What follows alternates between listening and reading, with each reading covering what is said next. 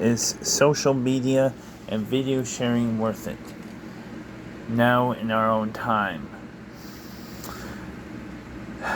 Ever since 9 years ago, mostly 8 years ago, we have seen the great collapse of social media and the great wave of censorship. And I keep asking myself, is it all worth it? Is it all worth it to create content anymore? Because all that people would rather do is just censor and censor. Even after the Republican Party was the censorious ones, and the Democrats were the ones that wanted to experiment with the new technology.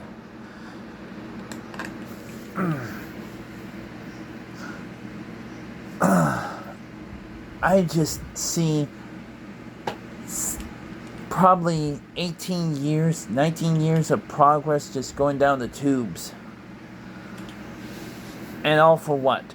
Because they're scared of the Great Russian Bear, or what they want to believe is the Great Russian Bear. As I have said before, Donald Trump has made a mess of Western politics. And it's not really just Donald Trump. It's the supporters. They made a mess of it. And if they could just simply step aside. This is what the Democrats are saying. If they could just simply step aside, we could have normal politics again. That's what they really want nowadays. Normal. A general sense of normal. And they have been wanting that for nearly almost 8 years now. They want things to go back to a new normal. An actual sense of normal that they themselves have created since 2001 under the Bush administration. Living in fear of some man over there in a cave in Afghanistan, or somewhere on the net. Democrats and Republicans, respectfully, have become so scared of the net. They're scared of video games. They're scared of everything.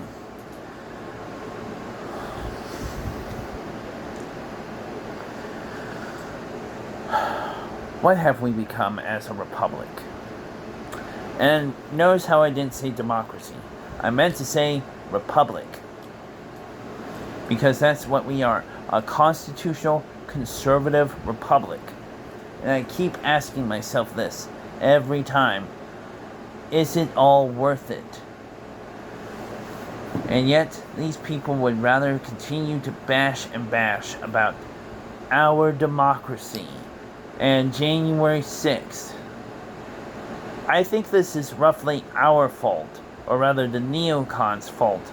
We have been bought and sold a package deal under the Bush administration with the whole democratization of the Middle East after 9/11. I've come to grips on reality of not giving a damn about people and focusing on the self rather than the hour. Mainly, it is time for us to just learn to let shit go. Let go of that great hour. I say in quotation marks. And just simply step away and just let it burn down. Because they don't give a shit about us. They don't give a shit about this great collective mass. They only just give a shit about likes, clicks, and money. And that's what the left has morphed itself into in the last 8 years. Getting money. Making people scared of each other. Just like the Republicans used to do. Before the dawn of YouTube. And Facebook. And every other big legacy social media platform before people like me got a hold of smartphones and started recording stuff. Yeah, we were all willing to have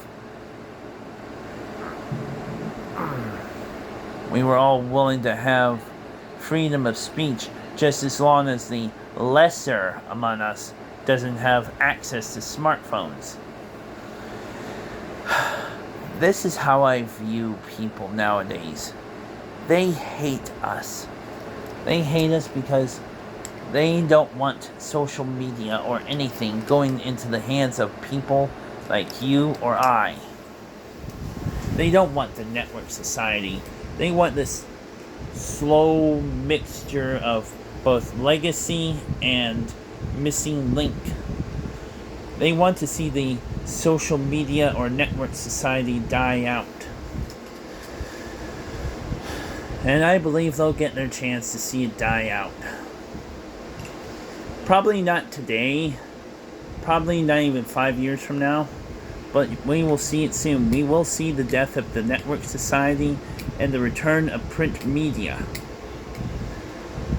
I believe we will probably see it 5, maybe 7 years from now, that we will see the death of social media and the death of the network society and the rise of both print and missing link media and the wider internet once more, once Donald Trump is out of the picture and things slowly shift back into a general war on terror normal,